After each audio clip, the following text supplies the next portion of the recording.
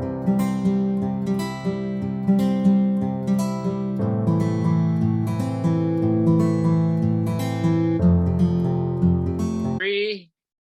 two, one, and we are officially recording. So welcome to, I guess it's episode 10 of the Team Dirt SquadCast. I think it's 10.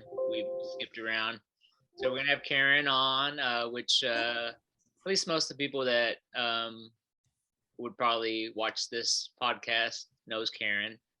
But we're gonna go a little bit deeper because we're gonna, Karen has some events coming up that we want to definitely highlight, and for those that don't might not be fully aware of her backstory, we want to give Karen the opportunity to share how much she's comfortable with. But I want to go ahead and welcome you, Karen Sparks.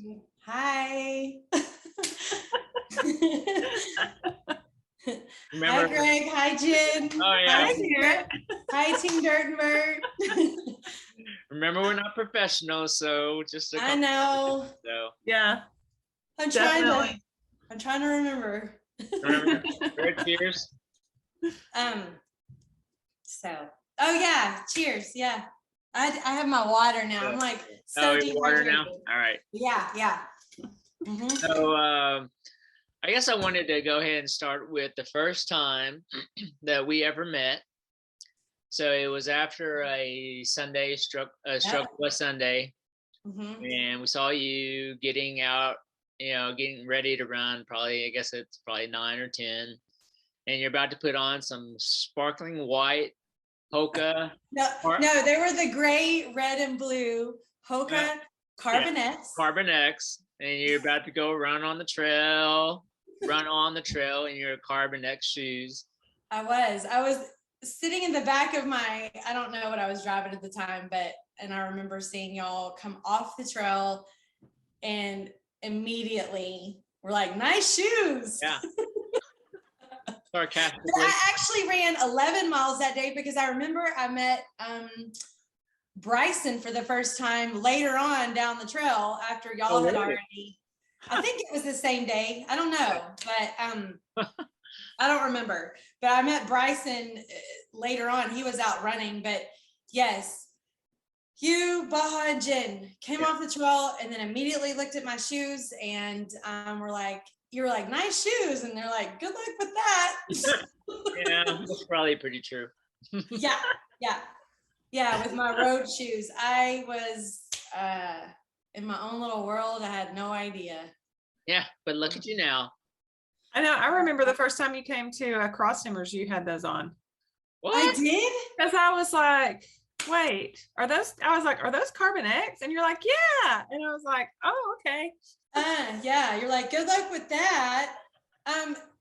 Guys, I don't know if I told you, but like my first 50 miler that I did in Indiana, I wore those for 50 miles. And so that's when I remember, someone at the aid station, I don't even know what mile I was at.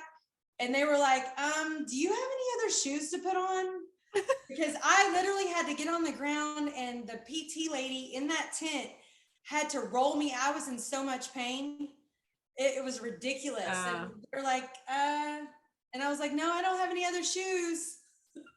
I've come a long way. It's okay. I was just, I was a rookie. I mean, I still am a rookie. I'm still learning. Yeah, I don't think so.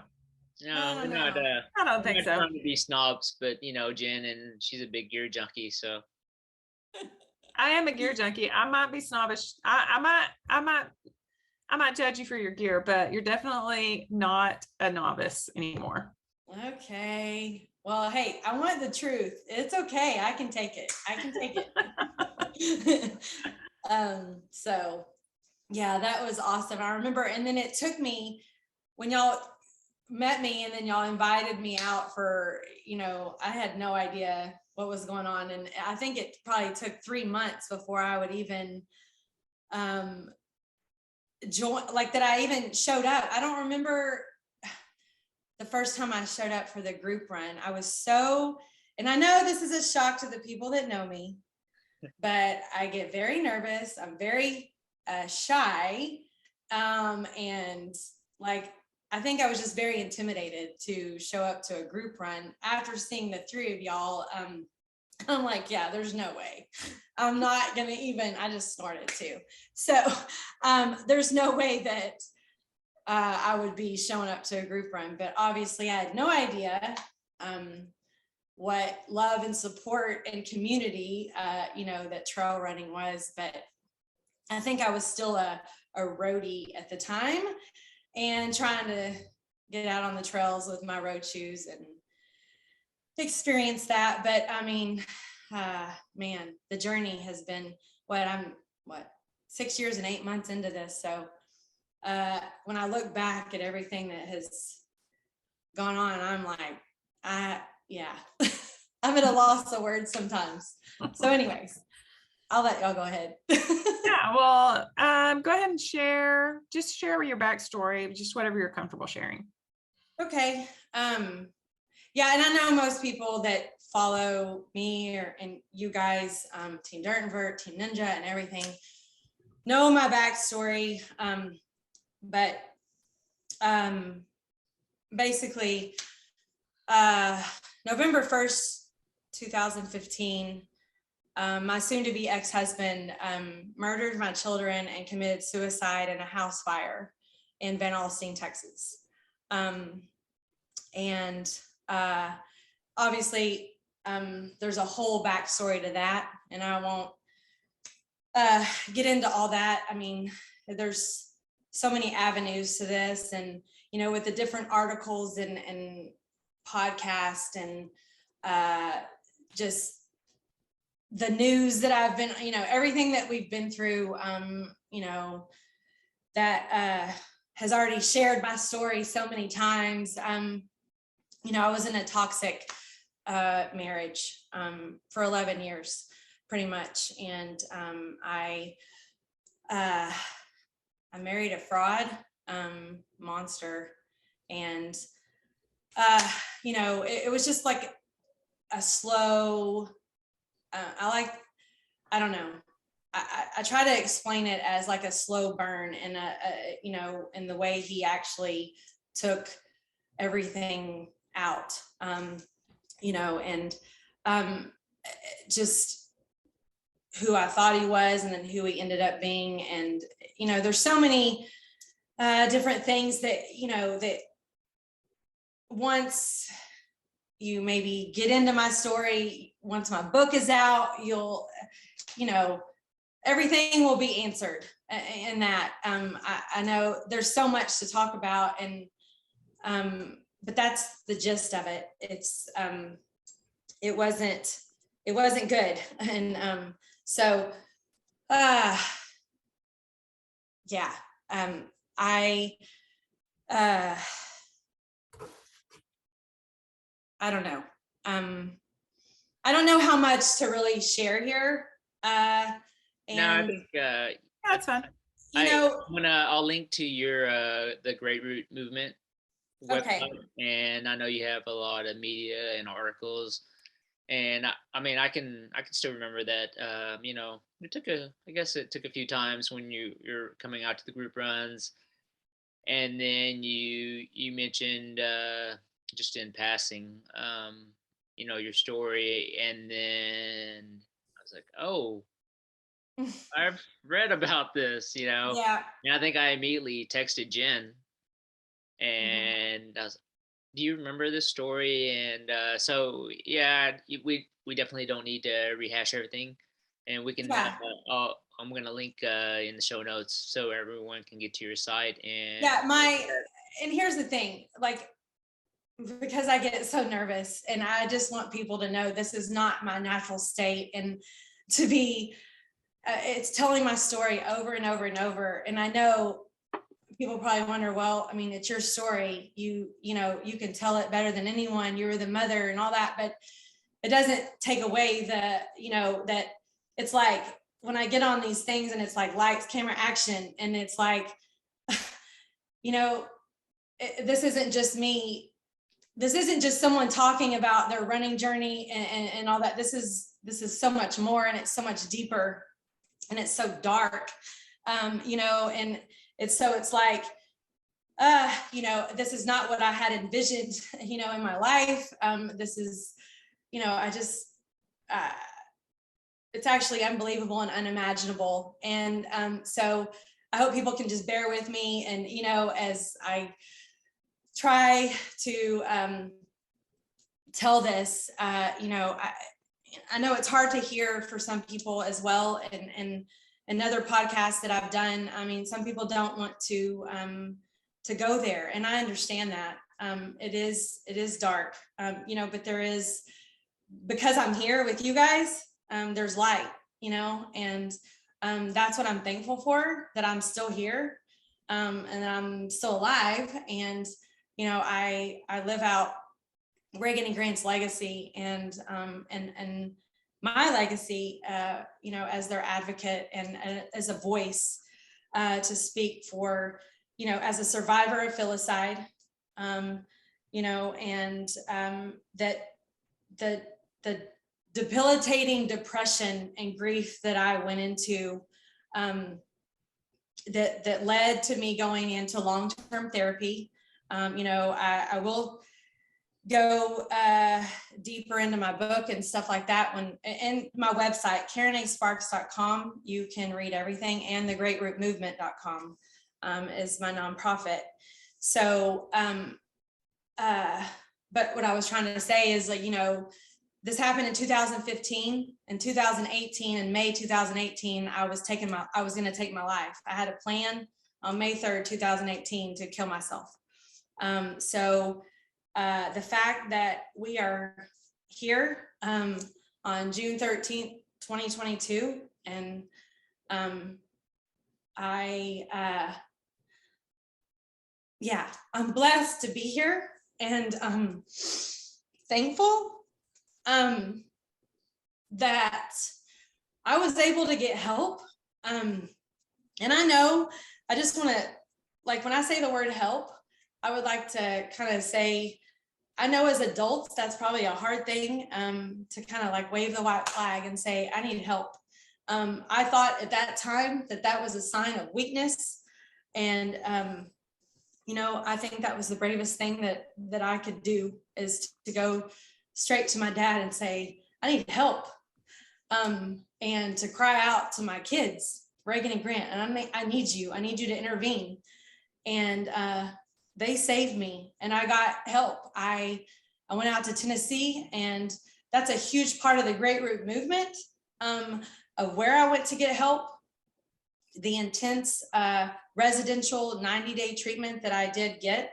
And that is the whole point, really, and my purpose of being here, that I can sit here and show up and speak to the ones that are in my shoes, and people that maybe not in the filicide, but I mean, my gosh, like, I have to say, and not to get off topic, but for everything that's happening in our nation right now, and I'm just going to speak to the Uvalde thing right now. I have been in like severe, like deep mourning for those families, and I've actually felt very helpless.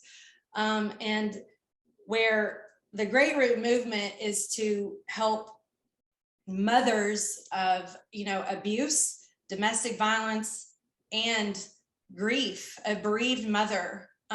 There's so many, and I'm so sad that there's so many in this club, and but that is my purpose. I know I'm just one person, but I felt so helpless, and I wanted to run to them and just hold them. I wanted to, I'm 6 years, almost 7 years into this in November. And when this happened, and I'm not just talking to the mass shooting there, but I'm speaking also to all of them that have happened in New York and everywhere. But mainly to those babies, and I made a post about it because I feel that pain. And I know, it's different, yet it's the same. And so I guess why I'm bringing that up is because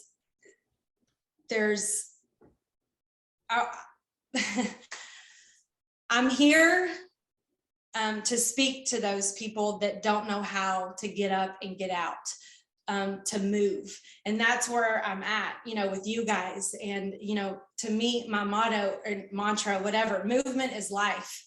Love never ends, love, move, and rise. And I want to rise above the evil that is happening here. And I want to be a voice for those parents and the moms and dads,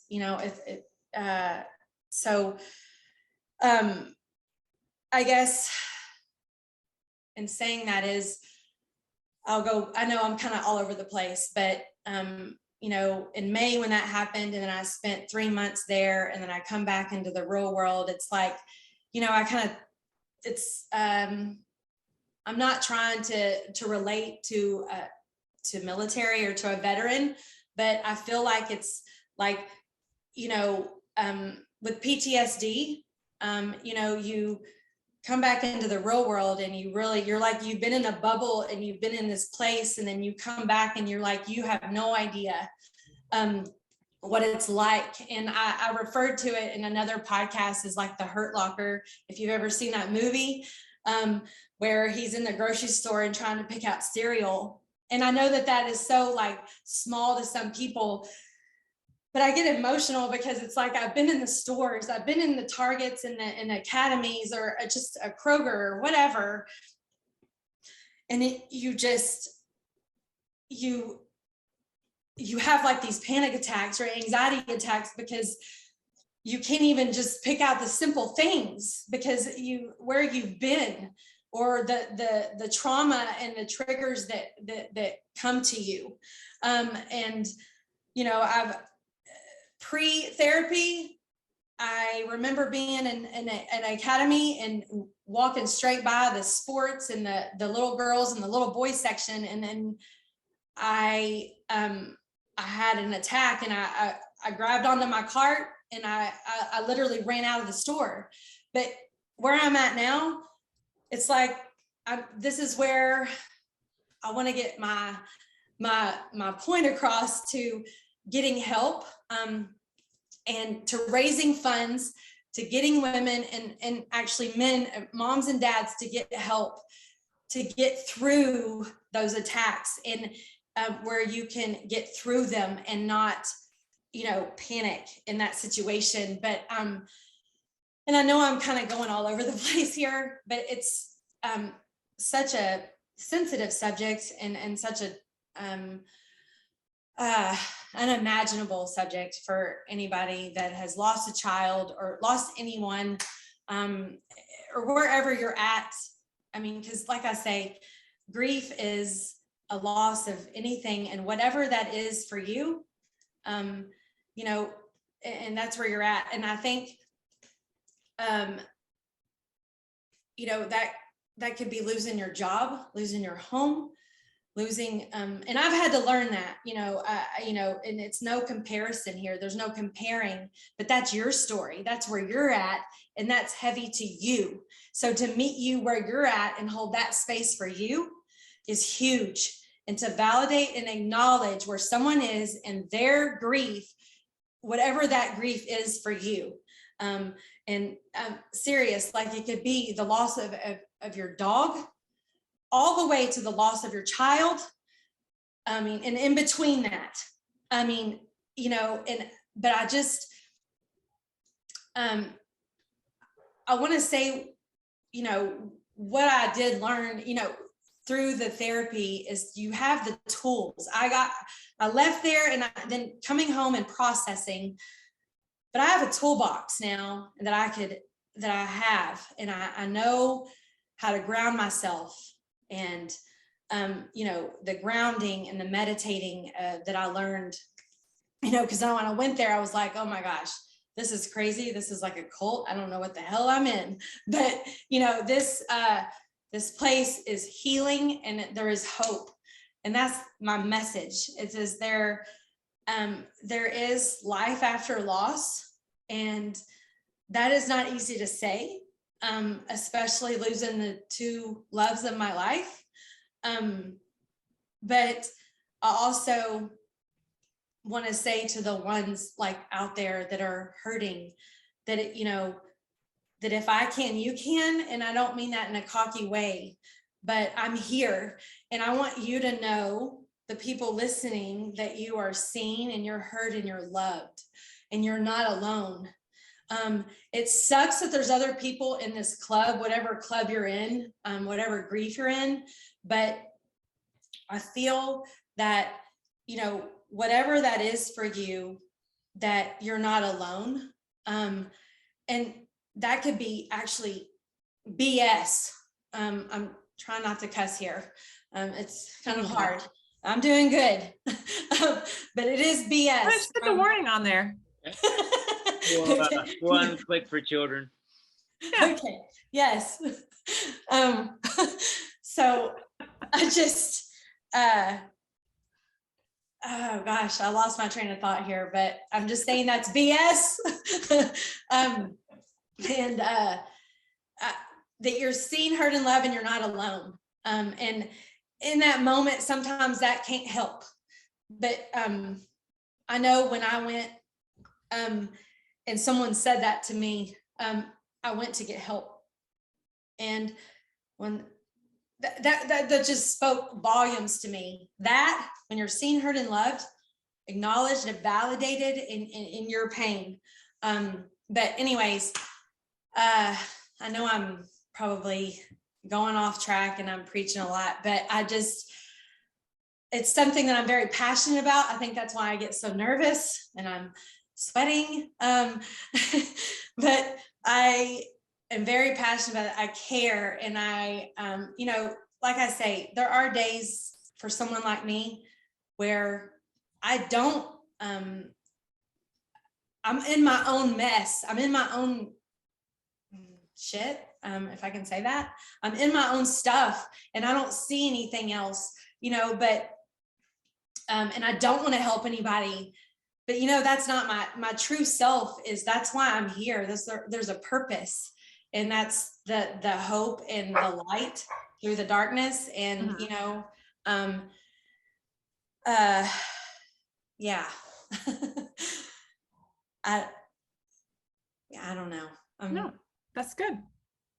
That's good. I mean, I'm sitting here, I have Reagan and Grant's picture, like just looking at me, and it's like, but that's another thing I did want to say. When I say that my heart beats for three, I have a strong heart because I know they live inside of me. And I know that that's where, when people see me, I know probably with the crazy pink hair and the colored nails and all the bright colors, as Brandy, one of my best friends, calls me Rainbow Bright, so I don't know. And then, I have several nicknames, but I mean, Denny calls me Spider Monkey Ninja. I'm like a Ninja Junior to Greg. So I don't know. I'm like all over the place. And I know that's why people probably are like, yeah, she's not shy. But yes, I am. This is, I have stage fright, and speaking in front of crowds, or speaking, because I know I'm just having a conversation here, but I know who's going to hear it later. And that's why I get so nervous. And, I've had to speak in front of hundreds of women, and I've had to do these podcasts and be on Channel 8 News and all that stuff. But anyways, that's, it's not my natural state. I'm not a Duke Sparks. Let me put it that way. We are. There's only one of him. Yeah. There's definitely only one of him. Yeah. I follow in his footsteps, but I can't. Yeah. That's his natural state. That is not mine.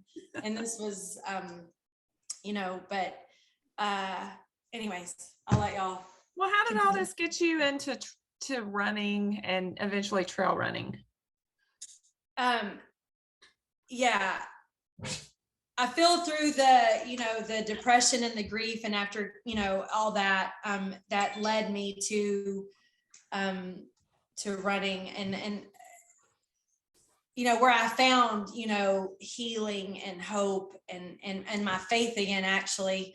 But to be honest, I mean, they died in 2015, and I was put into a boxing gym a month later or 2 months later, and I boxed for a year.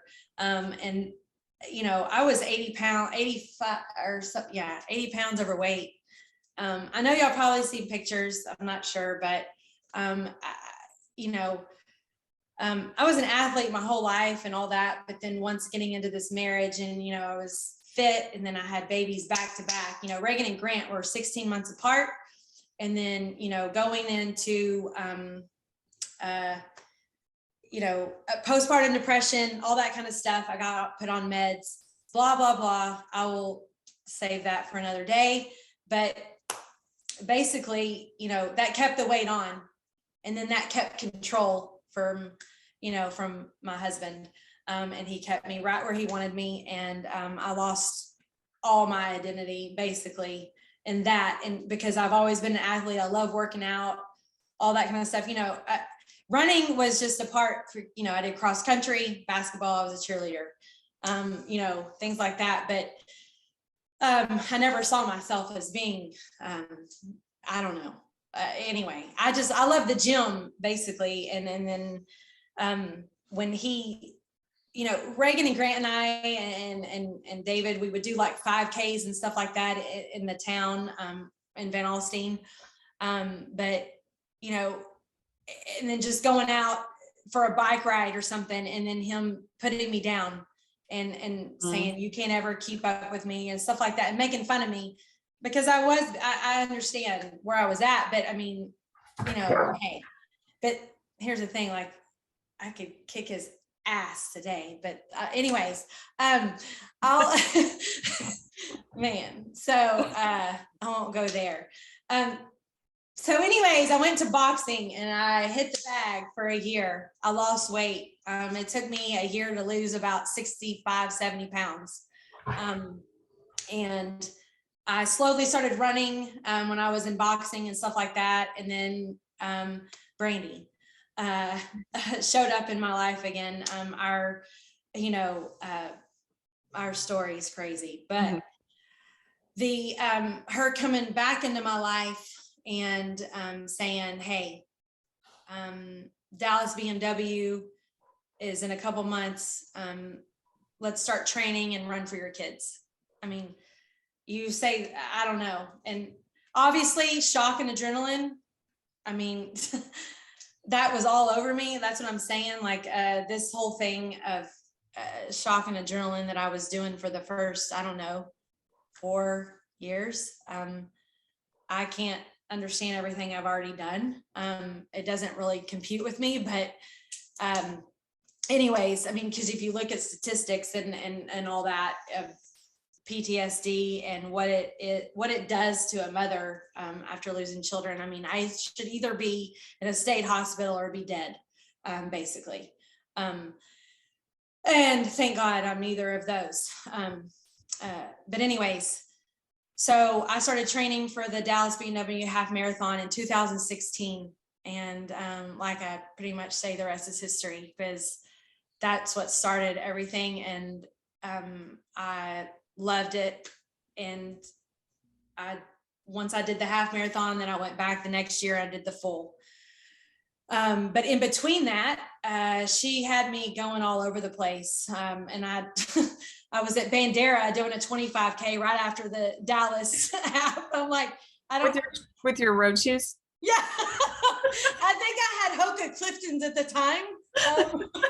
They make trail shoes, right? I had no trail shoes. Yeah, I had the Hoka Carbons and the Hoka Clifton or whatever that is. Yeah.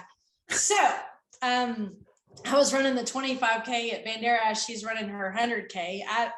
Anyway, so I was there. So yeah, I mean, I was doing road pretty much all the time, but I mean, she started sneaking in the trails, and I'm like, wow. I think took me to Oak Cliff Preserve. Is that right? Nature Preserve. Yep. Yeah. And I fell, I mean, I don't know. I can't remember the first trail she took me to, but I fell in love. And I mean, that's wow. I mean, I definitely, I did I think I did the half, the full, all the road stuff. And then I'm like, okay, it's trails from here on out. Yeah. So once she introduced me to that, I mean, I was pacing her at her Indiana Trail 100, and I had no idea what I was doing. And I don't know what shoes I was wearing. I don't know.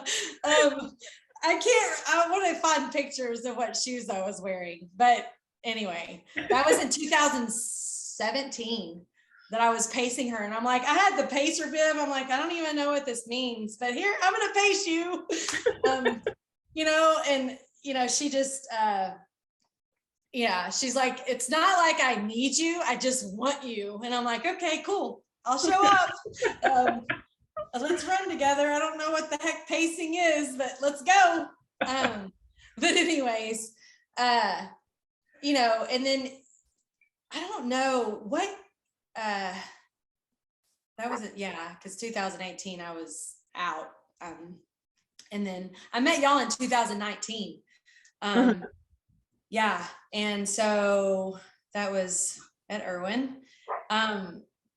So fast forward, and then 2020. So COVID hit, I had,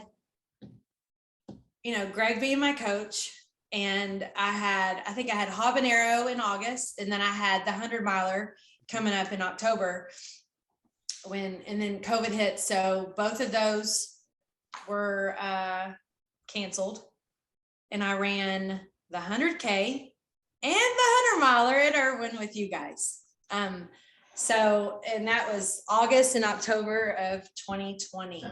I remember that 100K too. I'd forgotten about that. Yeah. I forgot about the 100K.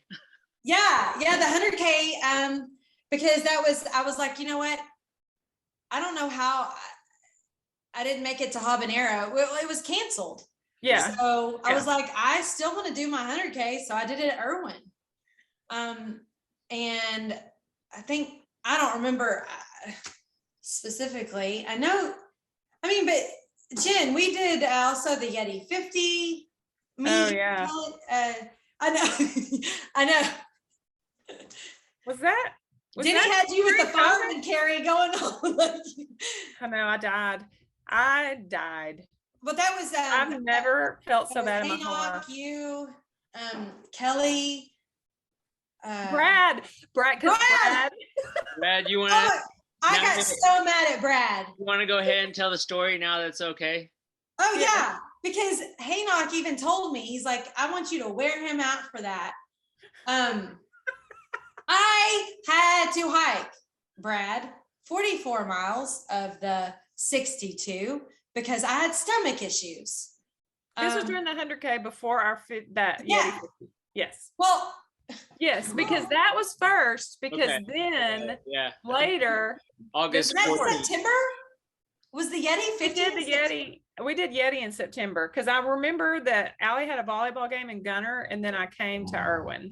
Okay, so basically what I'm trying to say is, Brad, B-Rad, that I hiked, for all the pacers. I mean, he was even there. He even was pacing in the 100K of the beginning. Him and Haynock helped me in my 100K. Well, Haynock came to pace, and Brad just came. Yeah, and I got mad because he started playing all this kind of music, like Rocky, and he was trying to play, I don't even know. And I was like, dude, go on now. I was like, you don't know. It's like, I think you told me not to let him come back. Yeah. So I think you told me that too. Yeah, I'm looking at my dates, and we have August 15th as the 100K. Okay. And September 18th as the Yeti challenge. Okay. And so And then so Brad was a part of the 100K, and he knew that I had stomach issues, but I don't think he understood. He didn't understand. And he was just like, do, Brad's and it's all, taking care of me. But anyways, then fast forward. But what did he say? He was like, no, you just got to push through or something. What was he saying? He was talking smack. Oh yeah. And I was like, dude, I'm about to throat punch you. I was like, you don't need to be here. Okay, I'm sorry. I gotta get my dogs out of here. Okay. Hey, go. And I was like, I did not invite you, B-Rad. No. I love you, Brad. No. You just not at that moment. Yeah, not in that moment. No. I didn't even know you. But anyways, fast forward a month later, and then we're at the Yeti 50, and you had stomach issues and you went home. After the second one. No. That's because they went to Buc-ee's in between. I was like, they ate all kinds of crap. They were so excited about going to Buc-ee's. They're like, we're going to Buc-ee's. You want to come? I was like, Buc-ee's? I think they went and got like pulled pork sandwiches. Oh yeah. All those beaver nuggets, and I don't know. They were talking about all kinds of stuff they're gonna get. Buc-ee's nuggies. No. Anyway. I was so irritated. I'm like, so you're going to wuss out because your stomach hurts and you're going to quit and go home? Well, I hiked 44 miles of 62 when I had stomach issues. You don't quit and go home. You keep going. Like, what? I'm like, Jen, you even had to sit and try to help me poop and I couldn't go. And then I had Jenny later on when the sun came up. I don't even remember. I get confused between the 100 and the 100K. But Jenny tried to, I think, feed me some McDonald's or something that Denny had brought, and I vomited everywhere. But anyways, I finished. I don't know. Yeah. I remember, yeah, that was an experience. I loved every minute. I mean, I didn't like my stomach issues, but being with y'all was amazing. I mean, that's where I'm saying, like, I don't think, going to all the trail race, it's like, some of it's a blur to me, but those moments where I decided to show up and come to y'all and join the team and do all that. It's like, wow. I mean, it does literally take a village. I mean, this is, I know, a solo sport, and we do this to challenge ourselves and the grit inside of us, and to compete for ourselves and against ourselves, but yet it takes a village to get you through. There's no I in team. I mean, I was raised by a football coach, so you start what you finish, and sometimes that can be a bad thing, but I mean, not start what you finish, but basically, sometimes I don't give up.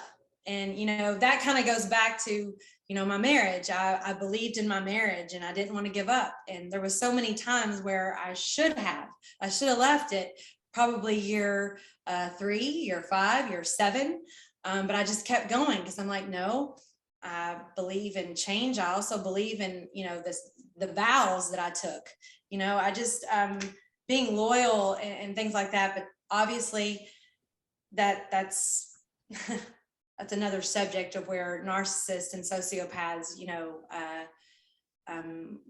and then turning psychopaths, like, target people, I'll say like us, like me, that, yeah. And so it's like, I refer to it as,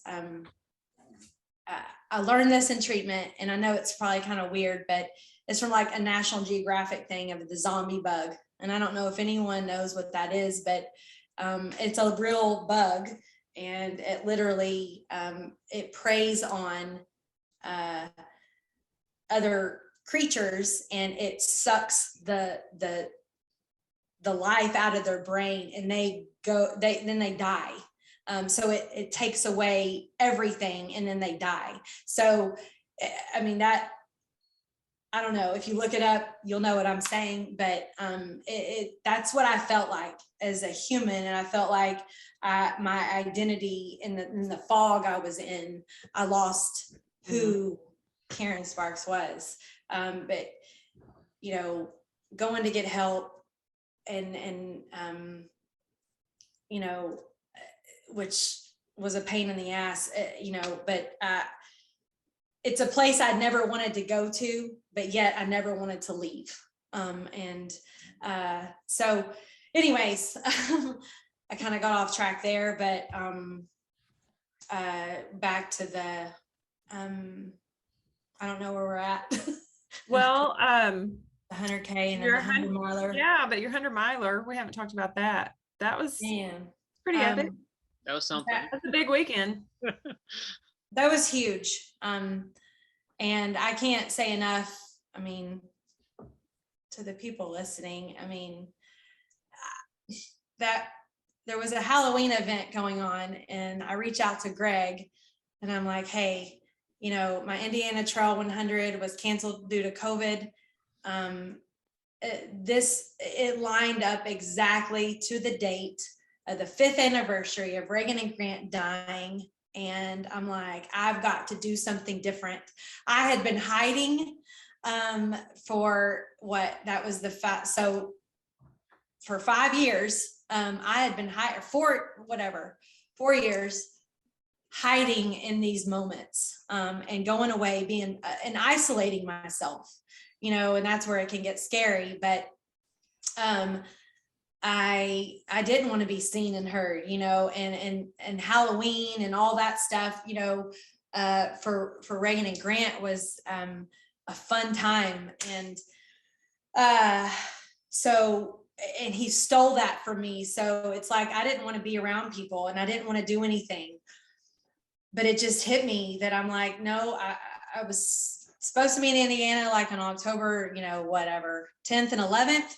And then it turned out that, you know, y'all were having the event at Halloween. And I'm like, oh my gosh, I'm running my 100 miles at Irwin Park on October 31st, all the way through November 1st on that Sunday, Saturday to Sunday. It lined up to the date and to the timing and everything. And I just knew I had to flip the script, and I wanted to show up, and I wanted to put on my whatever bright colors. And basically, you know, I wish I could say what I want to say, but say, you know, yeah, to him. And like, I'm doing this thing, and I'm going to show up and be with my people and my team and flip the script on this. And to the fact that y'all stayed around, I mean, I don't know, the support, the love, the community that I had around me was amazing. You know, that, you know, in, you know, 72 hours of me being on camera with Channel 8 News. I mean, not only was I showing up to Irwin Park at 6 or whatever that was, 5:30 a.m. on October 31st, 2020. I had already been, you know, with Mike and AP from Channel 8, you know, I had already gone out to the lot and been to the cemetery and then did a whole thing. And then to show up and do 100 miles, I mean, like, it was like exhausting, but yet so freaking healing and amazing to be out in nature. And that's what the trails do to me. They speak to me, and where I can ground myself and feel, you know, the earth under my feet and hear everything in nature and the trees. And you know, I always say, look up and breathe. You know, sometimes I look up and I trip. I did it the other day. I mean, I was like, okay, just kidding.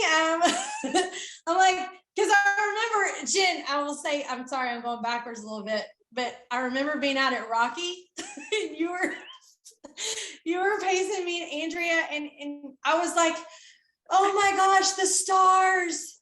I was like, look up, because I love the nighttime. And I'm like, oh my God, I'm just like looking up, and you're like, Karen, you can do that when you're finished. you're going to fall on the roof. Like, keep your eyes forward, not up. I was like, but I want to look up. Yeah, well, I mean, I have experience with stuff like that. Not watching where I'm going. I know. Well, anyways, I mean, so back to Irwin. I mean, wow.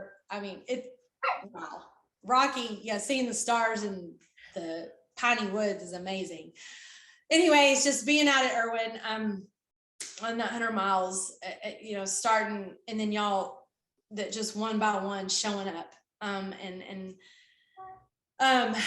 just, yeah, despite the cameras and everything, and all probably the fussing and whatever I was going through. I know it was just like, I was like on the clock. I remember, Jen, you was like, okay, do I need to put duct tape over your watch? And I was like, no. I was like, I'll stop looking. But when you came in to pace, and I think that's where I had one during the nighttime. This was, I know you were my anchor coming in. You and Denny were my anchors coming in, but through the night, I remember, and I know I had a meltdown because I was like on the clock going, oh my gosh, this is, my mind just being triggered. Like, I wonder what they were doing. They were with their dad. They were trick-or-treating.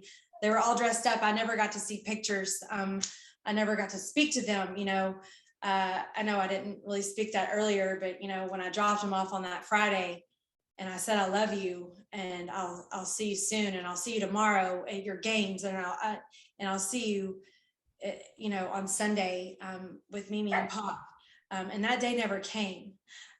So to drop your kids off and hug them in the car and see them walk into that building, and then the next time you see them, that's 6 days later, laying in a casket.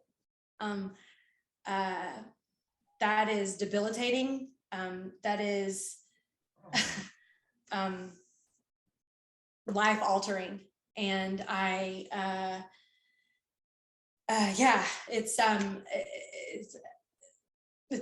I'll say it over and over again. It's unimaginable. And no parent should have to go through that. I was basically buried alive that day, on November 1st, 2015. I felt like I was buried alive. I remember watching, you're not supposed to really stay after, the funeral or at the gravesite. And I got upset, and I stayed, and I watched them roll those caskets 6 feet under. And I'll never forget it. And I remember wanting to jump into that hole, and right in between them, and just be with them. I wanted to jump in their caskets. That's not, it's not even them. It's just a shell of who they were. But yet, it's like I died that day too. And when the dirt gets thrown over, and then it's like, what next?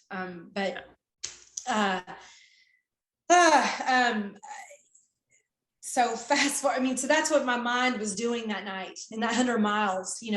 The clock was ticking, and I'm just like, oh my gosh, were they, because I don't know. There's so many unknown things, and only, that's the thing, only he knows, and he's gone, and he's dead. So that's for him to answer. And that's another thing, like the what ifs, the shoulda, coulda, wouldas, and the whys can kill me. And if I stay there, that's like the big thing that I say, like, if I allow my mind to stay there, then that's death. That's insanity.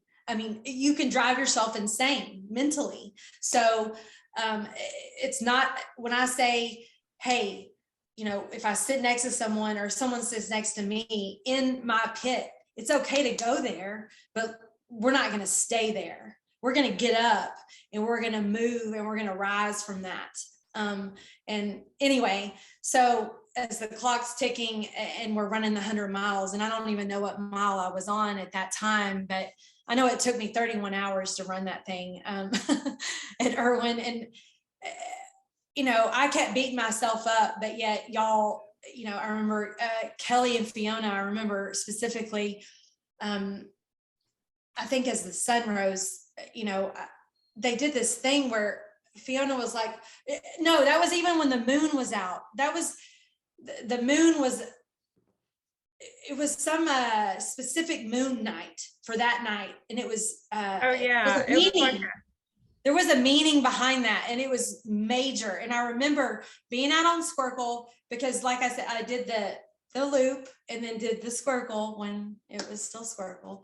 And Fiona and Kelly took me out, and Fiona, I remember saying, put your hand on my shoulder and I will help you up. I don't know, that makes me emotional because I had never experienced something like that. When Fee said, just put your hand on my shoulder and I will help you up the hill. And I was like, what? And I, because I'm all trying to, and I could barely walk, but she's like, no, I got you. And then Kelly did it. And I was like, what? I was like, wow, like that's, I have no words for that. So I remember being out in the middle of the night with you, Kelly. And then I think I don't know. And I know Andrea was a part of 50 miles of that. And then Denny, and then Baja, and then you, and then Greg. I remember you saying, Greg, turn off your headlamp because the moonlight will light the way. I mean, that, I don't know. I know little things like that are like, they're little to some people, but they're huge to me. And it was just like, whoa, because it did. I didn't have to have it. And just him doing my little increments of, I couldn't move very well at that time. But he was just like, I think, what did you do? Like 10 seconds of 20 seconds at the magic 20 number. seconds of running. I don't know. You're like, I don't know. I can't remember, but I remember just our conversation. But I remember, I think we saw skunks and you were like, yeah, you're like, bye. But just, I don't know, the experiences and then the conversation, I think just the family of who you guys are and what y'all, I am so thankful that y'all were a part of that with me. And for me, it was a God thing because I wasn't out in Indiana, and I know that they're a family too. And it would have been a different experience. But the fact of the matter is, on that 5-year anniversary, I had you guys close to home, and I had my mom, my dad, and my sister was there, at some point, and then I had family show up at the finish line. That wouldn't have happened in Indiana. Mm-hmm. So it was meant to be. And there was a reason. Sorry about COVID and all that. I'm not even going there. I'm just talking about what I got to experience. I'm being selfish for a minute. I mean, the fact of the matter is, I'm thankful that I spoke up and that I showed up and that I asked you, and I used my voice to ask, where I wasn't ashamed or embarrassed to be like, hey, coach, can we do this? And you're like, absolutely. And the community that showed up and that stayed and did this with me. And then the march in, the finish line that y'all created, I can't even, the award that you had engraved. I could go on and on. I'm actually surprised I can remember all this, but it's something that will go down for me.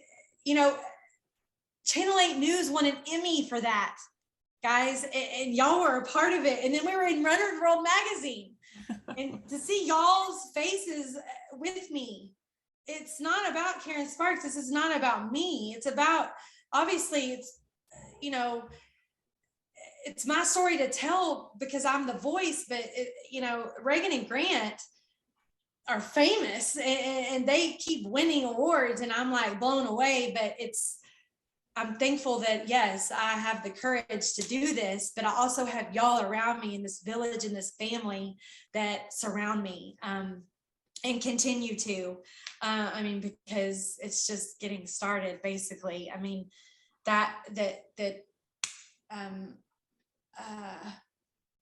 I don't know, that 100 miles at Irwin Park. I know everyone wants to be like, man, we all say we're crazy. I mean, I know I am. Yes. Hi, I'm Karen Sparks. I'm crazy. But to run it at Irwin, but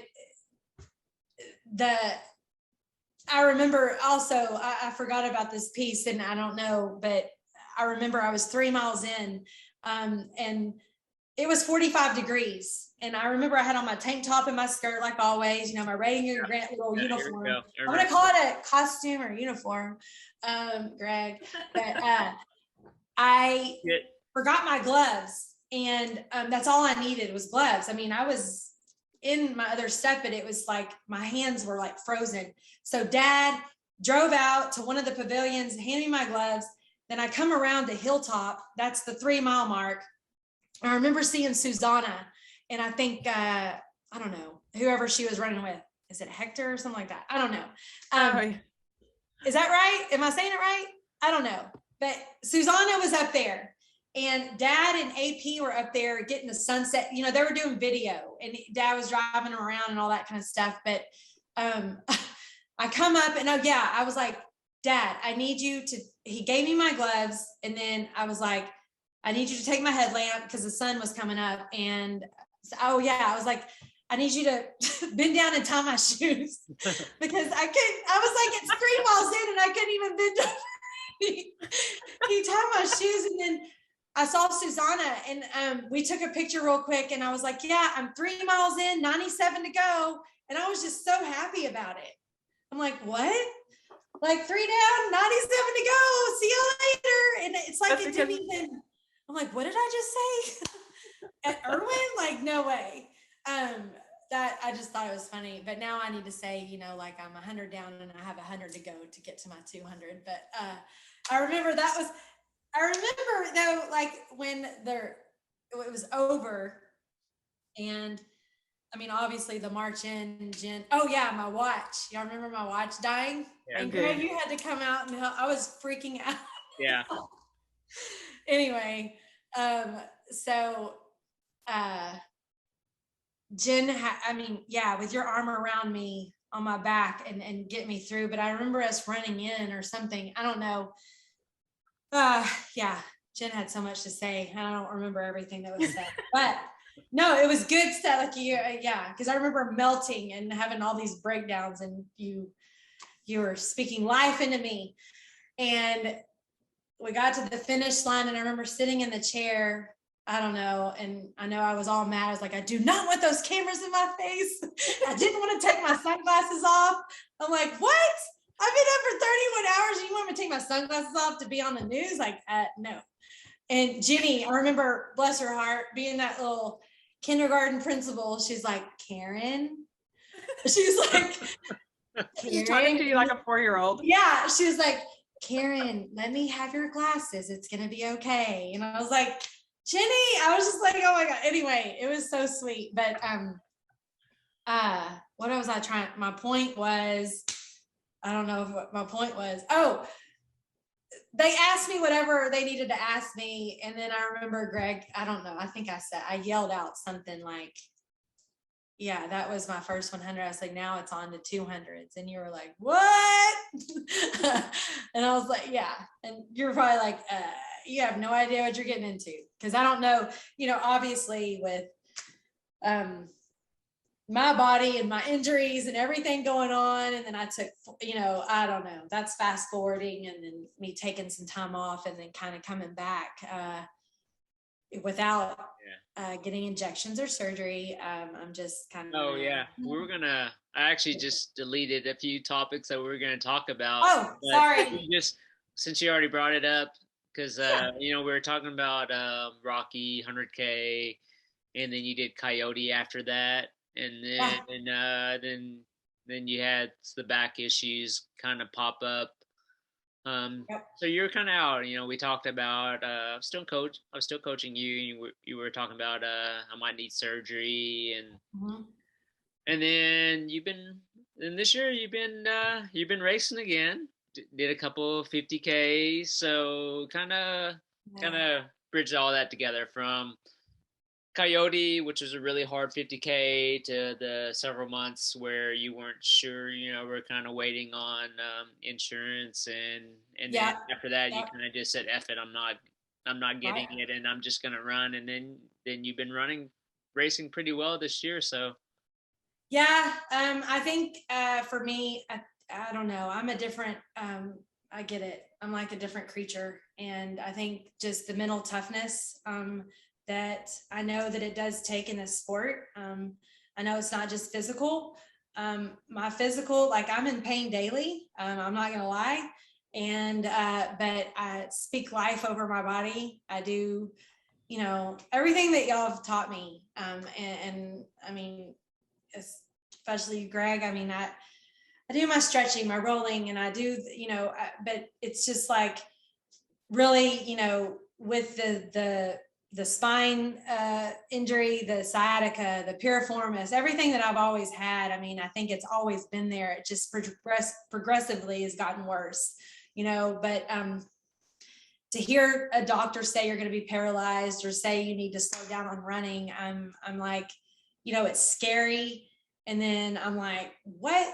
Yeah, no. I'm going to continue doing this until the day I die. This will probably be the way I die. Is out on the trail.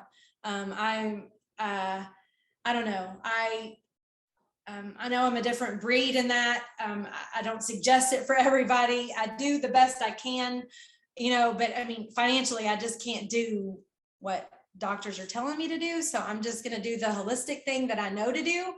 And I mean, be smart. But yeah, I just, when January hit for Reagan's birthday, it was her 16th birthday. I mean, the sweet 16. And I'm like, Dad, I mean, I told Duke, I'm like, I know you don't want to hear this, but I'm running 16 miles, hooray. I mean, there's no doubt about that. So, and then, I mean, the rest is history on that. It was just, I don't know, started, and I think also this year I started competing with myself. I haven't done that. And I haven't wanted to. I don't think I knew. I mean, as a natural athlete growing up, I mean, it's in me to do that. That's like, my true self, but it's like, I've just been in this, I don't know, the shock and the adrenaline. And then when that wears off, it's exhausting. And it's like, I'm just out here to have fun. I'm just racing. I hope I make the cutoffs, all that kind of stuff. But now it's like, no, I'm ready to do this thing. Like, this is real deal. Like, and if I want to continue going, I mean, that 100K and that 100 miler had no cutoffs. That was solo. There's no clock ticking. There's no cutoffs. Now it's time, and I gotta get my stuff together. So it was just a mindset, I think. And I don't know, for me, it's not, I mean, it's day to day. It's not all good and everything, but I still continue. I mean, yeah, I did a back-to-back. I've never done back-to-back. I did Grasslands and Ramble. Yeah. And I felt, I don't know, I felt good about myself. Like, I'm like, okay, I can do this. And I was trying to kind of pick up some speed. I'm not a fast runner. So, I remember, Greg, you always saying, if you're injury free, I mean, look what like, I can't wait till you like hone in on that and you just break loose. But it's like, I don't think I'll ever be injury free, but I think if I get it up here, like, I can do this. And if I, get my mind right and the mindset right, then my body will follow. And I mean, y'all are the experts here. Y'all are, to me, y'all are elite to me. So, doing the races that y'all do and the things that I've seen y'all do, and man, those are dreams for me. And I want my dreams to be reality. So doing the back-to-back grasslands and ramble, and then I did Chupacabra as well, the 50K. So I was just kind of slowly going from, I've never done a half marathon on the trail, then a 19 miler on the trail, and then, those, to me, I thought always, like, that's how stupid I was. I thought it was a road race. But to do that on the trail was like amazing, but yet I felt like I had to go faster, and I was like, oh shit. So anyways, but doing that 50K, that one was tough. I felt like being out in that desert and that hot. Heat. It was hot. It was so hot.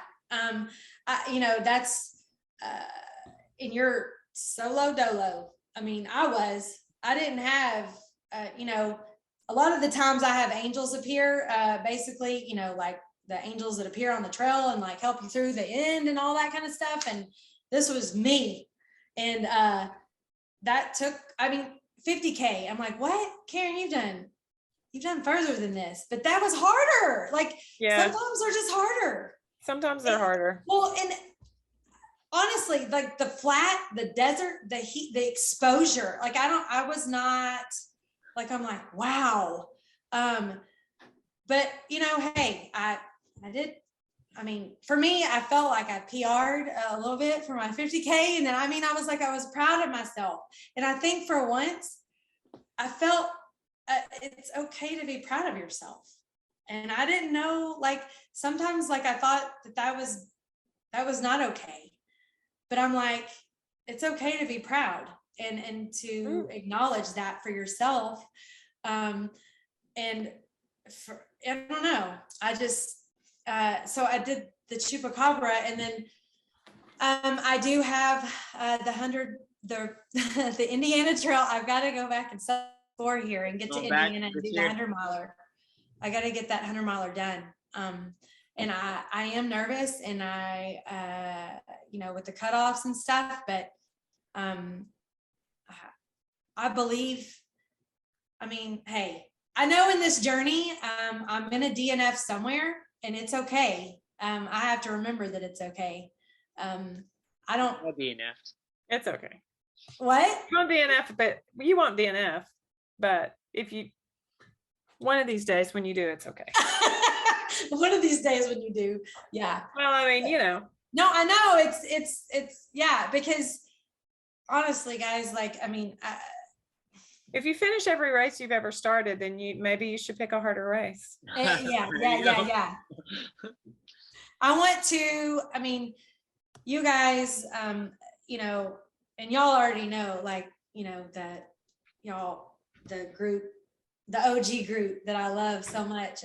Like, I have goals and dreams and visions of doing things. And I do, the year that Reagan and Grant graduate in 2024 and 2026, I want to be at Cocodona 250. I want to be at the Moab 240. I want to do for their senior year. That's a senior trip for my babies. And that's something that I think I could do and accomplish. And I know that seems, wow, like way out of my league, but I don't know. It's on, I put it out there. I can do it. I don't know. So we'll see. And I definitely want y'all along for the journey. I'm like, yeah, but yeah. So I know I need to stop talking, and I know I got to talk about for y'all to talk about the race coming up, and then the book and stuff like that. I don't know, whatever else we're going to talk about. And I know No, we can talk about whatever you want to. I just want to make sure we get everything out here that you want to talk about. So, so you have your Great Root movement, and so you're doing monthly trail talks where all the ladies come out and do a hike at Irwin. You have a scholarship fund that you've been doing for more than It's been like 3 years. Yeah, it's been since 2016 when we started doing that for the high school seniors in 2 different districts. It's Van Alstyne ISD and Melissa ISD, and the goes to I don't know. I mean, with Dad being in Melissa, he hands out more than just the 1-on-1 that I, there's one Reagan and one Grant. So, but he's done 3 and 3. But anyway, that's beside the point. He, depending on how much, with this endowed memorial scholarships and how much money's put in there, depends on, how many kids get the scholarships, but it's, that's huge. That's a big thing.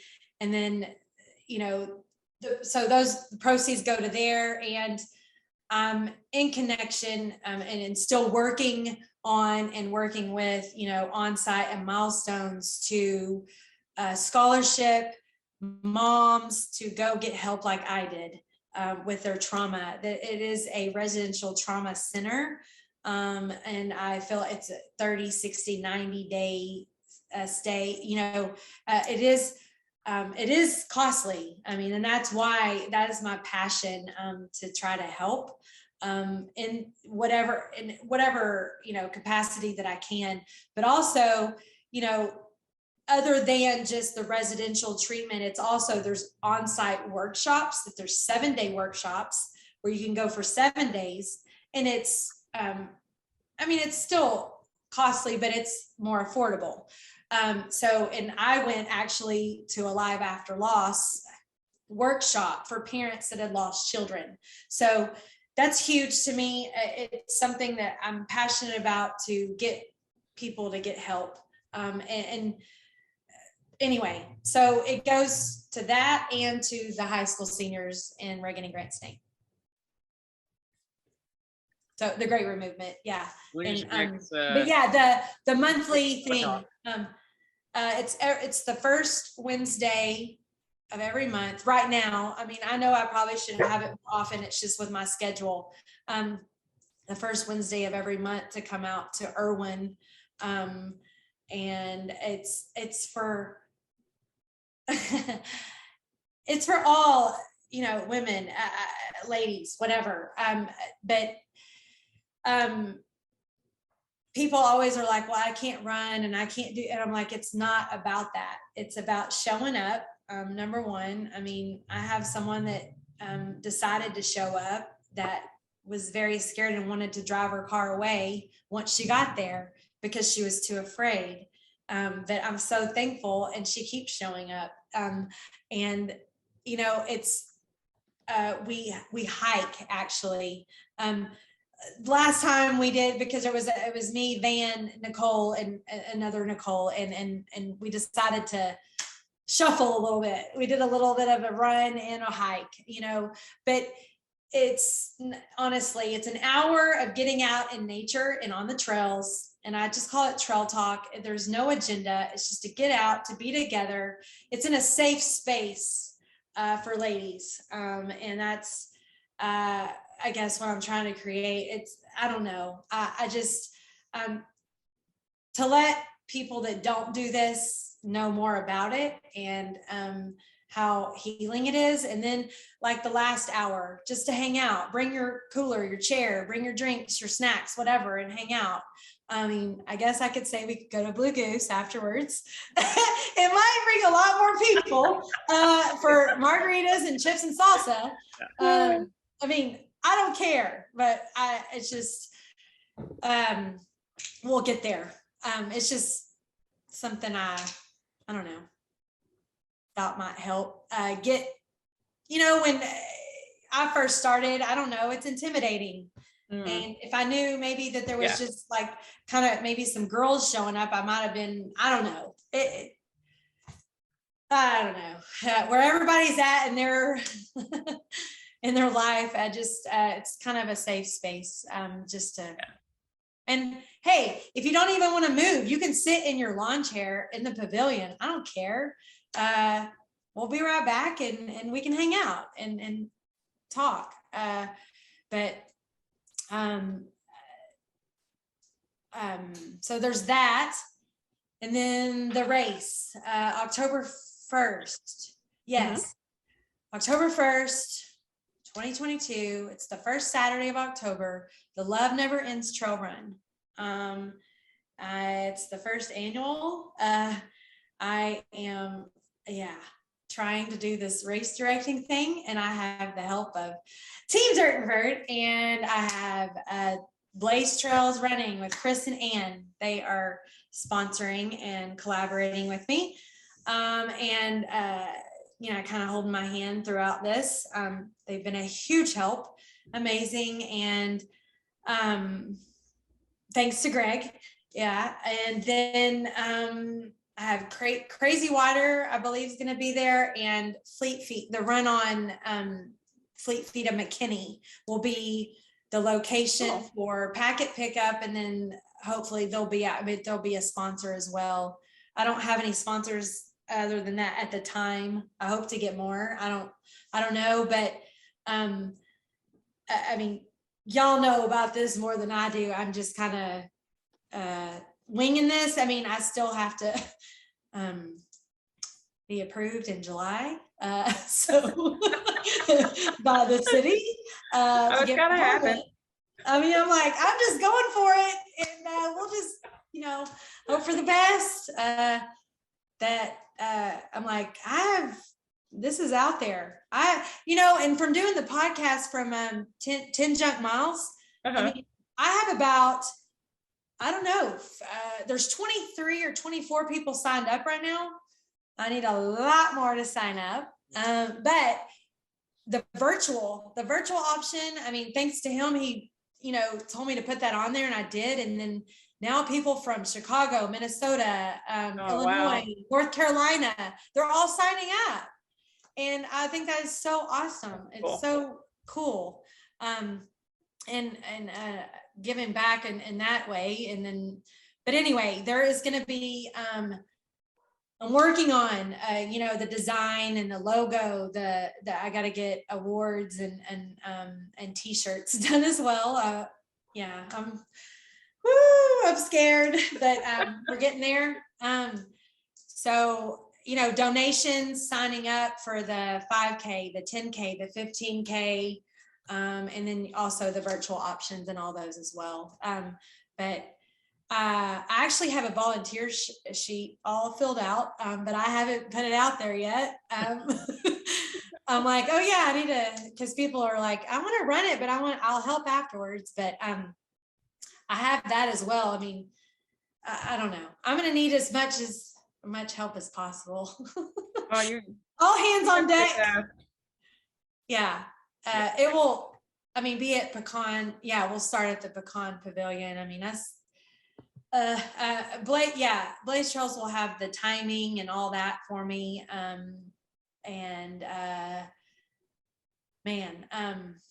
don't know. I've still got a lot of work to do. But yeah. We'll see if I can help you out with some sponsors. Oh, cool. That would be awesome. Yeah. And then, I don't know. So we'll definitely have, so I know the link is on the run sign up link is on,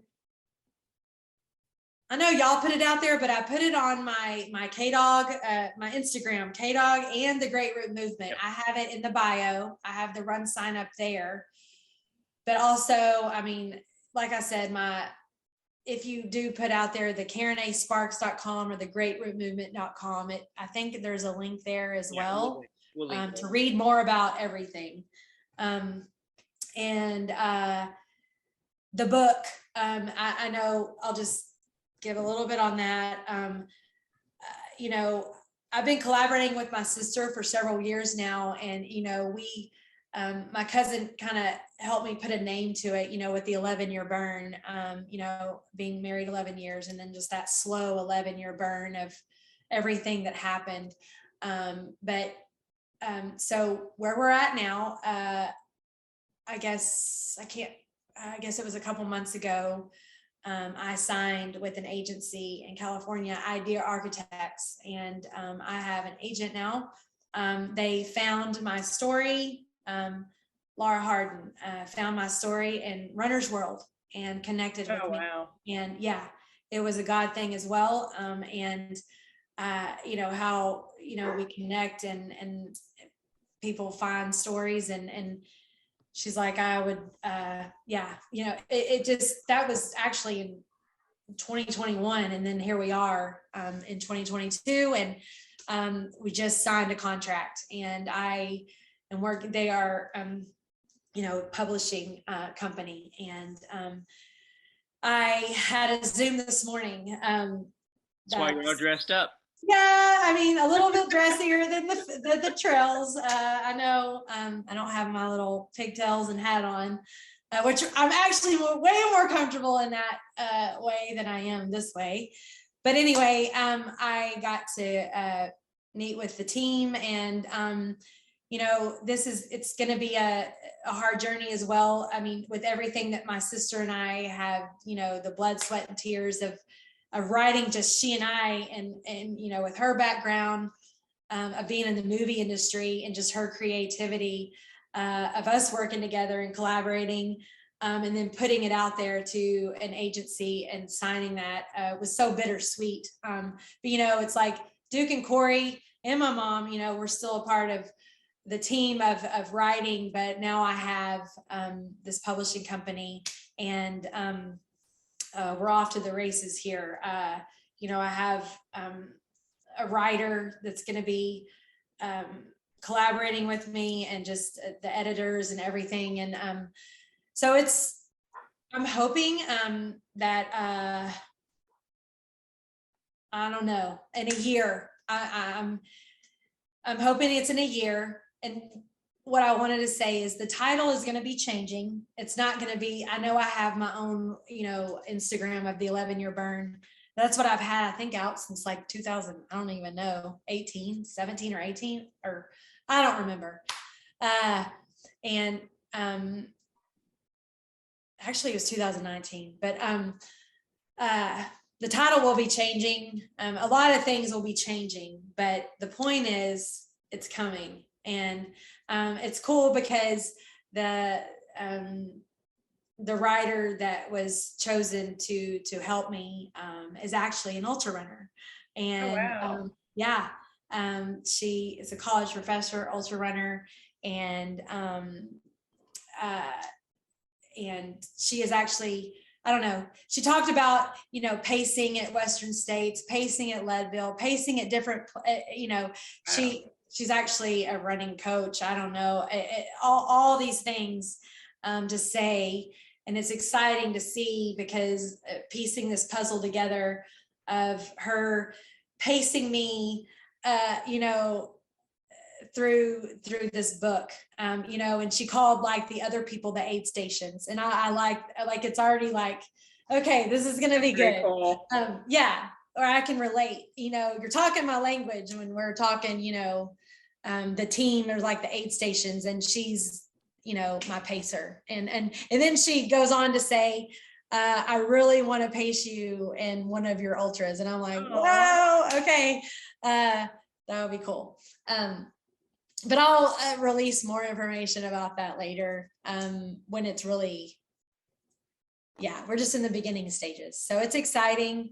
It is coming, and I can't wait for that. I mean, obviously, I mean, it is bittersweet, and I hope everyone knows, like, you know, if I could take all this away and just have Reagan and Grant back, I mean, obviously, that's what I would want. And, you know, but it's crazy that that's not my reality. And my reality is the fact that I do know you guys, and that, I mean, this is where I'm at, and relationships, because of this, it's like, because of what they endured with their father and what he decided to do in an evil act, you know, there is, you know, rising from the ashes, and there is like, you know, I don't know, it's hard to say, but joy in the pain, and there is healing along the way in this journey, and there is hope. But I kind of lost my train of thought just now, but I'm trying to end, that my reality is that I'm still here and I have a purpose, and I want people to know, listening, that don't know everything, don't know my story really, that you have a purpose and that you matter and your story matters, and whatever that is, and that once again, I will say again that you're seen, heard, and loved, and you're not alone in this. And I want to be a vessel and someone that you could reach out to if you need help, or someone just to listen. I'm not here to give advice, because we all do this differently. Our walk is different, our life and our stories are different, and we don't do this the same. There is no roadmap, and there is no what book to tell you how to walk this life. And when something happens catastrophically like this, and it shakes your whole world, there's either life or death in this, and I'm choosing life, but it took me a long time to get there. And I do want people to know that no, it's not easy, but life's not easy, it's not fair, and it's this journey is I don't know, but it's a choice. I feel as it's a choice for us to I don't know. In my opinion, for myself, I have to make that choice to want to get up and to keep going, and to keep moving. And that I say that movement is life, and we can love, move, and rise together. And yeah. Yep. That. Perfect. It's kind of dark in here. Yeah, the sun's going down. It's getting dark in my Sorry, and I don't have my lights on. I'm like, whoo, it's getting a little dark. Anyways, okay. I don't know. Y'all go ahead. That was good. Okay. No, that was it. We just since with your race coming up, we definitely we're always going to support you with whatever you're doing. Yep. So that's for sure. I know we took you out of your comfort zone. I know you've been on a lot of podcasts, but I know you hate video, so thanks. Hey, guess what? I do too. So yeah, I mean, we're, like we said, Jen and I are not professionals at this, so I'm glad you came on, and like you said, we're always in your corner, so we're gonna support you with y'all are stuck with me with everything. So I'm sorry to tell you, but you're stuck with me. That's good. Y'all are the ones that saw me at my car and made fun of my shoes. So payback. Yeah. It's payback time. No, I'm teasing. But I couldn't express more like the love I have for you guys and what y'all have done for me. And just the community that y'all have built, and I thank you from the bottom of my heart, and to help me, to help my story, and giving me this opportunity. I appreciate the invite. I mean, it's always an honor, obviously, for y'all to invite me and then talk about my children, and to talk about, I mean, I know I didn't get into all of who they are, but I think people can pretty much figure that out if you read all my stuff and then see my social media. I pretty much always post about Reagan and Grant. So anyways, I thank y'all so much. And Team Dirt Vert, Team Ninja, and Thank you. Everything. I owe y'all big time. So yeah. And there will be a reward one day. Yeah, one day. So I don't know. Did we hit everything? I guess. I think so. I think for everyone Everything on the list. Everyone that's watching, listening, I'll post all of Karen's links to the Great Root Movement, Karen A. Sparks, and that way you can make sure I'm not gonna be shamed. I'm gonna post a link to the donate button, and if you guys can donate, or you can do the virtual run, you can do whatever you can to support Karen, and we'll post all the links, and anyone else wants to come out, support her any way you can. And thank you all for listening. Don't hang up, Karen and Jen, after I stop recording. Okay. But we'll go ahead and officially stop for now, but appreciate everyone for joining, and thank y'all. Karen's story. All right. Yeah.